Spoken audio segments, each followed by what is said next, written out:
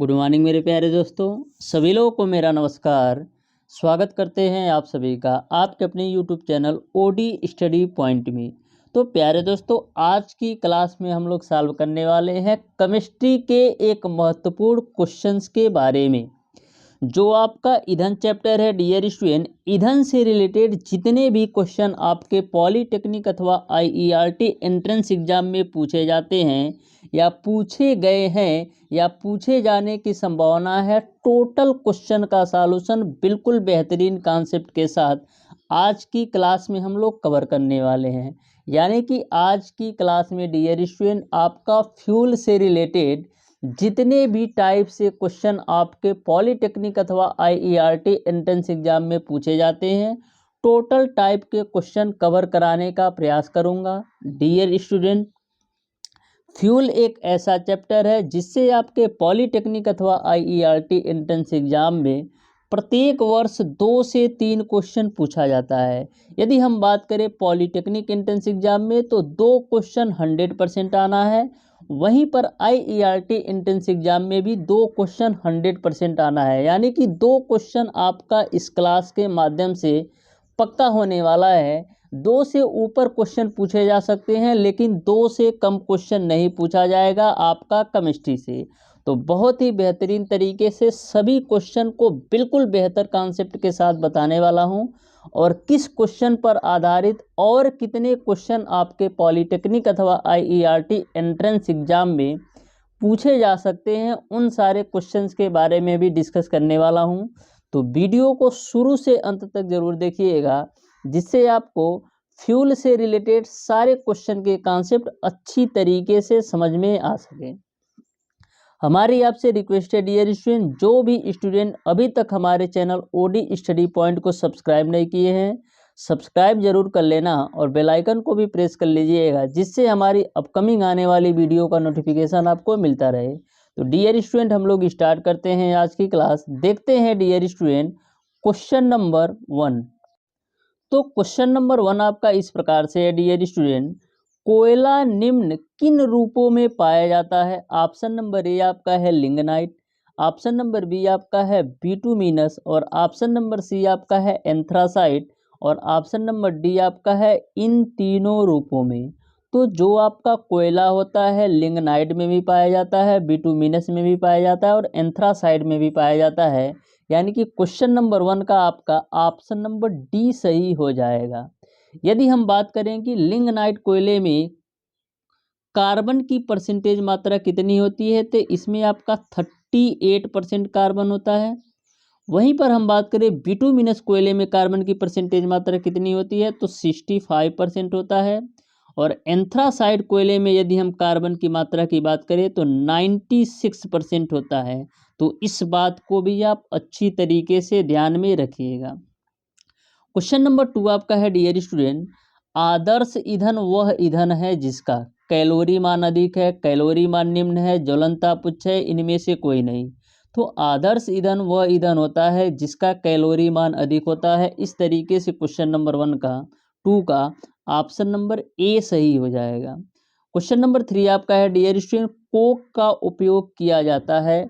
Option number A आपका है producer gas के रूप में, ऑप्शन नंबर बी आपका है भाप गैस अंगार के रूप में, ऑप्शन नंबर सी आपका है धात निष्कर्षण में अपचायक के रूप में, और ऑप्शन नंबर डी आपका है उपरोक्त सभी रूपों में।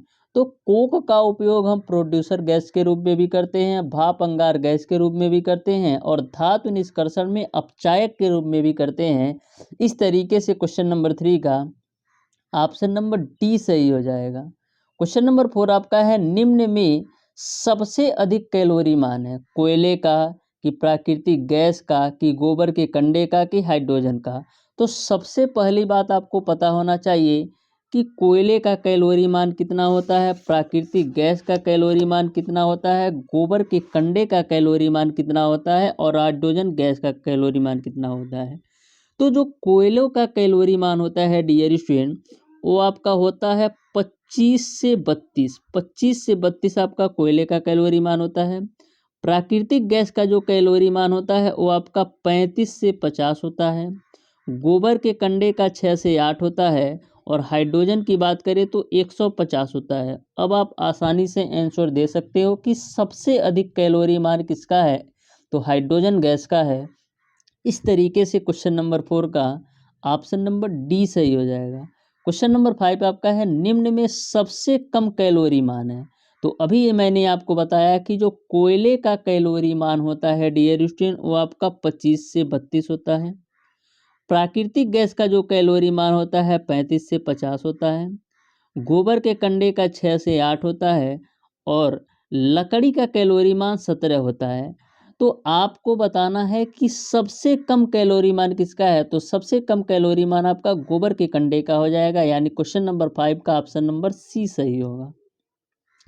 क्वेश्चन नंबर 6 आपका है निम्न में बायोगैस है प्रोड्यूसर गैस, कोल गैस, गोबर गैस या प्राकृतिक गैस। इन चारों ऑप्शन में बताना है कौन सा आपका बायोगैस है। तो जो आपका गोबर गैस होता है बायोगैस का काम करता है। इस तरीके से क्वेश्चन नंबर 6 का ऑप्शन नंबर सी सही हो जाएगा। क्वेश्चन नंबर 7 आपका है प्राकृतिक गैस में मुख्यतः पाई जाती है butane gas, methane gas, ethane gas या acetylene gas.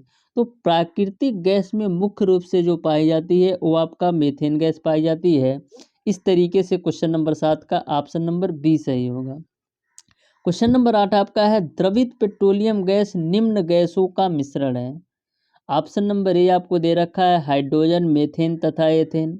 Option number B आपको दे रखा है मेथेन, एथेन तथा प्रोपेन। ऑप्शन नंबर सी आपको दे रखा है एथेन, प्रोपेन तथा ब्यूटेन। और ऑप्शन नंबर डी आपको दे रखा है मेथेन, एथेन तथा मोनोऑक्साइड। तो द्रवित पेट्रोलियम गैस जो आपका होता है डियर स्टूडेंट किसका मिश्रण होता है, एथेन, प्रोपेन और ब्यूटेन का।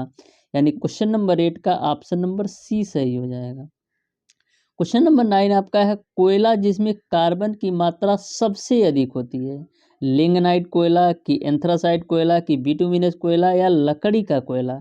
तो मैंने आपको फर्स्ट क्वेश्चन में ही बताया था कि लिग्नाइट कोयले में कार्बन की परसेंटेज मात्रा 38% होती है। एंथ्रासाइड में जो कार्बन की परसेंटेज मात्रा होती है वो आपका 96% होता है और बिटुमिनस में आपका 65% होता है। तो सबसे अधिक कार्बन की परसेंटेज मात्रा किसमें है, एंथ्रासाइड कोयले में। इस तरीके से क्वेश्चन नंबर 9 का ऑप्शन नंबर बी सही होगा। क्वेश्चन नंबर 10 आपका है कोयला निम्न में से किस रूप में पाया जाता है, नाइटर, एलम, क्रायोलाइट या इनमें से कोई नहीं। तो आपने देखा कि कोयला जो है एंथ्रासाइड, बिटुमिनस और लिग्नाइट में पाया जाता है, लेकिन यहाँ पर तो आपका कोई ऑप्शन में नहीं दिया है। इस तरीके से ऑप्शन नंबर डी सही होगा, इनमें से कोई नहीं। क्वेश्चन नंबर 11 आपका है निम्न में से द्वितीयक ईंधन है, ये आपका द्वितीयक है। द्वितीयक ईंधन कौन सा है ये आपको बताना है, प्राकृतिक गैस, कोयला, कोक या पेट्रोलियम। तो जो आपका कोक होता है डियर स्टूडेंट एक प्रकार का द्वितीयक ईंधन है। इस तरीके से क्वेश्चन नंबर 11 का ऑप्शन नंबर सी सही हो जाएगा। प्राकृतिक ईंधन वह ईंधन होता है जिसको आप डायरेक्ट इन्वायरमेंट से प्राप्त करते हो, यानी कि प्राकृतिक ईंधन एक ऐसा ईंधन होता है जिसको आप डायरेक्ट प्रकृति से प्राप्त करते हो, उसे हम प्राकृतिक ईंधन कहते हैं। और जिस ईंधन को हम प्राकृतिक ईंधन की सहायता से बनाते हैं उसको हम बोलते हैं द्वितीयक ईंधन। तो दोनों बातें आपको ध्यान में रखना है। प्राकृतिक ईंधन वह ईंधन होता है जिसको हम डायरेक्ट इन्वायरमेंट से प्राप्त कर सकते हैं, डायरेक्ट प्रकृति से प्राप्त कर सकते हैं, वो आपका प्राकृतिक ईंधन होता है। और जिस ईंधन को हम लोग प्राथमिक ईंधन की सहायता से प्राप्त करते हैं उसको हम बोलते हैं द्वितीयक ईंधन। तो कोयला को आप डायरेक्ट कहाँ से, प्रकृति से प्राप्त कर लेते हैं, इन्वायरमेंट से, तो ये आपका प्राथमिक ईंधन में आ जाएगा। उसी प्रकार से प्राकृतिक गैस भी प्राथमिक ईंधन में आ जाएगा, पेट्रोलियम भी प्राथमिक ईंधन आ जाएगा। लेकिन जो आपका कोक होता है ये आपका प्राथमिक ईंधन नहीं है, ये आपका द्वितीयक ईंधन है। क्वेश्चन नंबर 12 आपका है लकड़ी है हाइड्रोकार्बन की, हाइड्रोकार्बन का मिश्रण की, कार्बोहाइड्रेट का मिश्रण की, अकार्बनिक तत्वों का मिश्रण। तो जो आपका लकड़ी होता है हाइड्रोकार्बन का मिश्रण होता है, यानी क्वेश्चन नंबर 12 का ऑप्शन नंबर बी सही होगा। क्वेश्चन नंबर 13 आपका है डियर स्टूडेंट ध्यान से देखिएगा क्वेश्चन नंबर 13 को। तो क्वेश्चन नंबर 13 आपका इस प्रकार से है डियर स्टूडेंट कैरोसिन गैस शीघ्र आग नहीं पकड़ता जबकि पेट्रोल शीघ्र आग पकड़ लेता है, क्योंकि ऑप्शन नंबर ए आपका है पेट्रोल का ज्वलन ताप कैरोसिन से कम है, कैरोसिन का ज्वलन ताप पेट्रोल से कम है। और ऑप्शन नंबर सी आपका है पेट्रोल का ऊष्मीमान कैरोसिन से अधिक है। और ऑप्शन नंबर डी आपका है इनमें से कोई नहीं। तो कैरोसिन गैस शीघ्र आग नहीं पकड़ता, जबकि पेट्रोल शीघ्र आग पकड़ लेता है। इसका कारण ये है कि जो आपका पेट्रोल का ज्वलन ताप होता है कैरोसिन से कम होता है। पेट्रोल का जो ज्वलन ताप होता है कैरोसिन से कम होता है। ये आपका ऑप्शन नंबर ए था, इसको आप सही कर लीजिएगा, लिख लीजिएगा। पेट्रोल का ज्वलन ताप कैरोसिन से कम होता है, यानी क्वेश्चन नंबर 13 का ऑप्शन नंबर ए सही होगा। क्वेश्चन नंबर 14 आपका है डियर स्टूडेंट, एलपीजी के रिसाव का पता लगाने के लिए उसमें मिलाया जाता है। तो एलपीजी के रिसाव का पता लगाने के लिए उसमें हम एथिल मरपेक्टेन मिलाते हैं।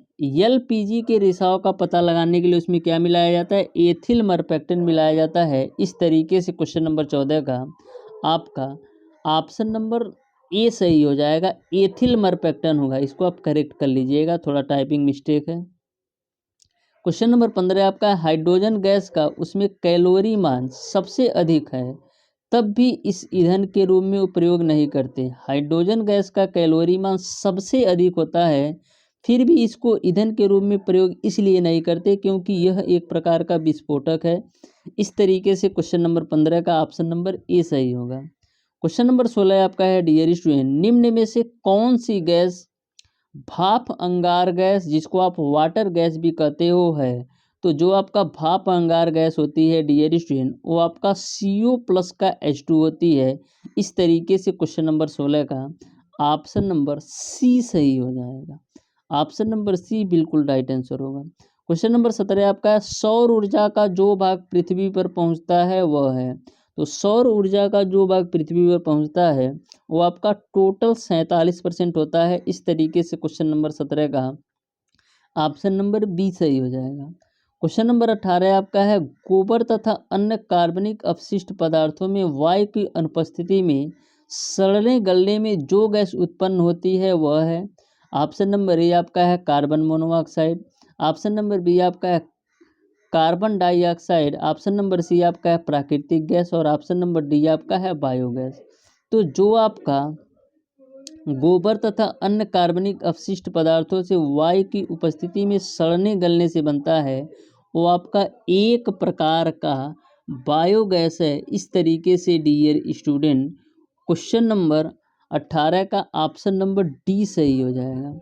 क्वेश्चन नंबर 19 आपका है बायोगैस उत्पादन की दर अनुकूलतम होती है। तो बायोगैस उत्पादन की दर जो अनुकूलतम होती है 25 डिग्री सेल्सियस होती है। इस तरीके से क्वेश्चन नंबर 19 का ऑप्शन नंबर डी सही होगा।